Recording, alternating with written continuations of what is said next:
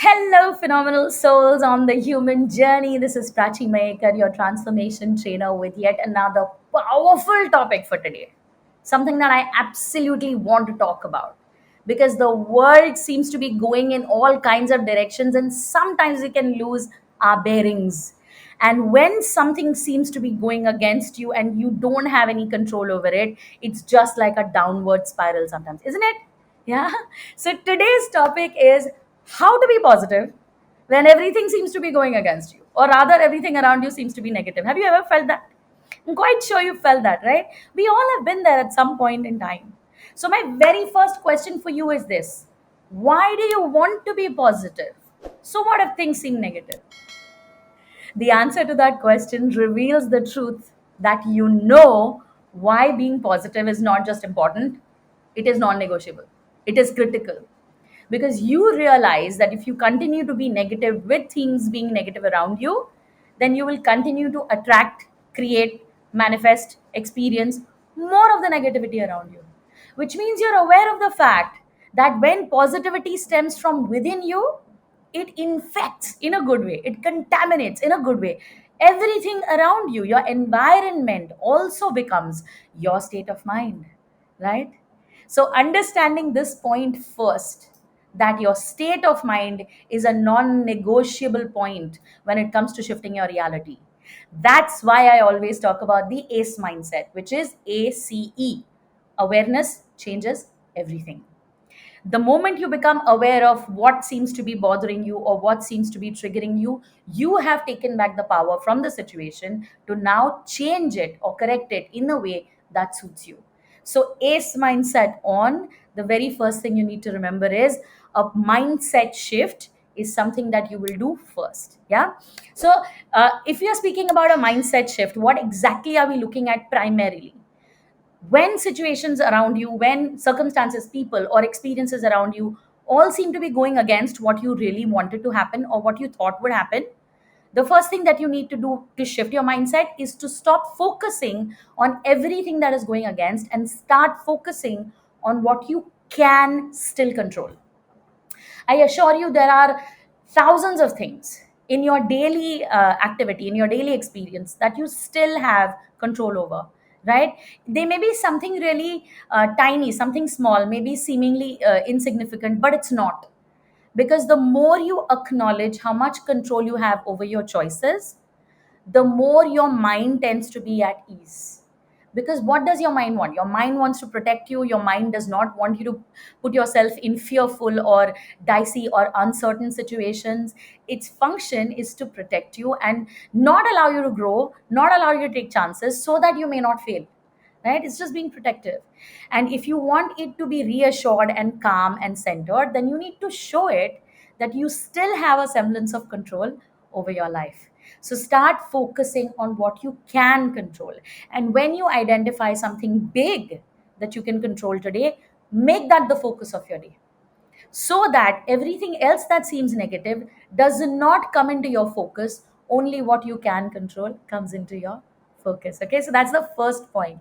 The second point is this: whoever you're surrounded by, whatever you're surrounded with on a daily basis, is impacting you without your permission. Your willpower is really strong if you want to pull yourself out of a situation, but your environment is always stronger. Why? Because it's way more bigger. Like, it's bigger, right? It's way more powerful. Its presence is bigger. And so you can't ignore it, right? You can just shift your focus, correct? So start surrounding yourself with people who lift you, who raise you, rather than with people who drain your energy. Naysayers, criticizers, complainers, blamers. Avoid spending time with them. Eliminate them if you can from your life. Why? You don't need all 8 billion people on this planet to be like you, right? You can just avoid being in their presence. And then start consciously filling your environment, filling your time with things that inspire you. Could be, success stories of people who have overcome trauma, triumph over difficult challenges. It could be meditating, it could be going for a walk, it could be working out, it could be spending time with people that make you feel loved, or a pet. Like, I love spending time with my cat. Yeah, she doesn't have to do anything for me, she just has to exist for me to be in love with her, right? So choose things consciously and fill your time and your environment with them so that your vibrational frequency does not remain at a lower level but can be raised to a higher level.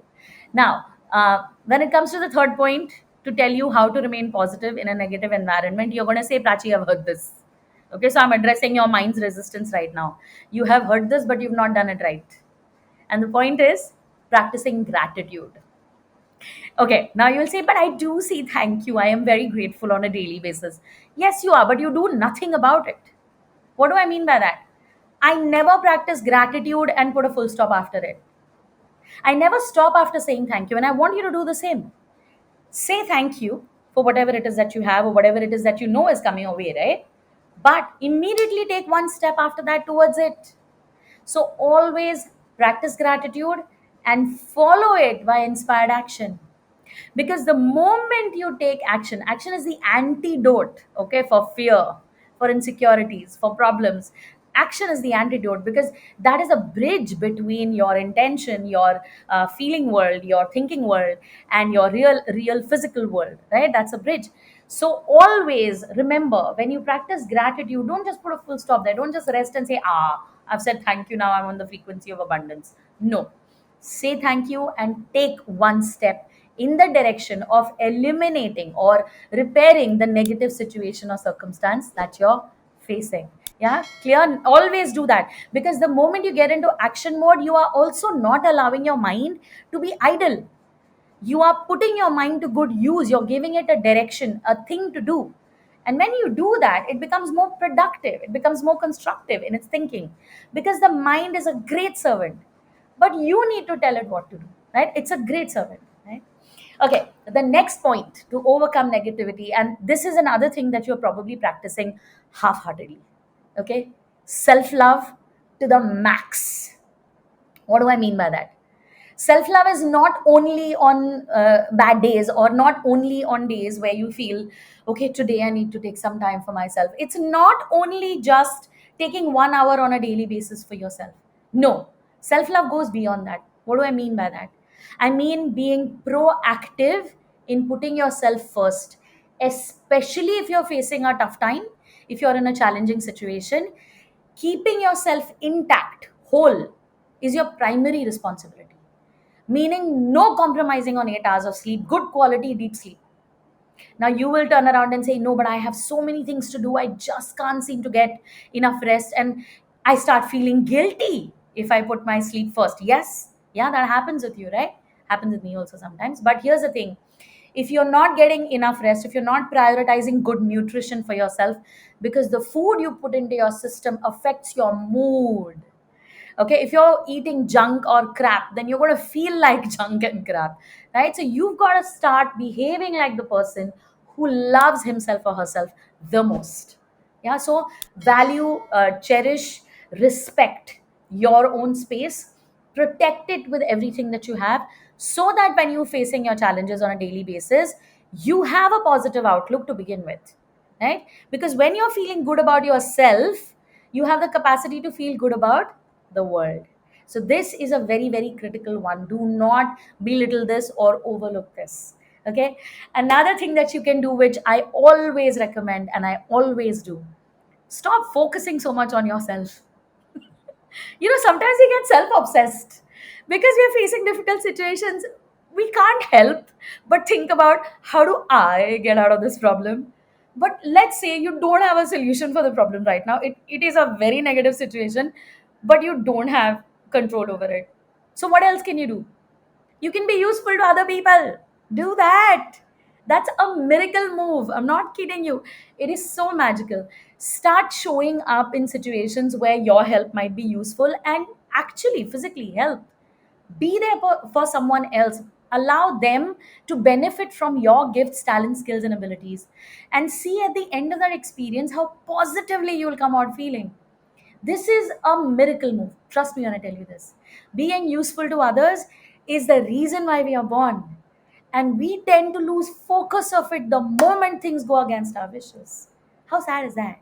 Yeah? So let's change that. Start being useful to other people. Now, one of the most important points that I can tell you about this situation that you feel is going against you when everything is against you is a game changing thought. For you to remember that whenever things seem to be going against you, they are actually going for you. I'll tell you why. Your purpose in this existence, your reason for being here, is to constantly evolve into the best person or the person that you were born to be. And when you don't make that choice consciously, the universe pushes you in the direction you ought to have chosen for yourself. And that's why a challenge or a difficult situation, people getting more and more difficult, things going out of control, is a sign that you are not focused on your growth, that you are avoiding growing, that you are moving away from your most powerful, authentic self. So embrace the situation, because the only reason challenges exist is to show you what you're capable of.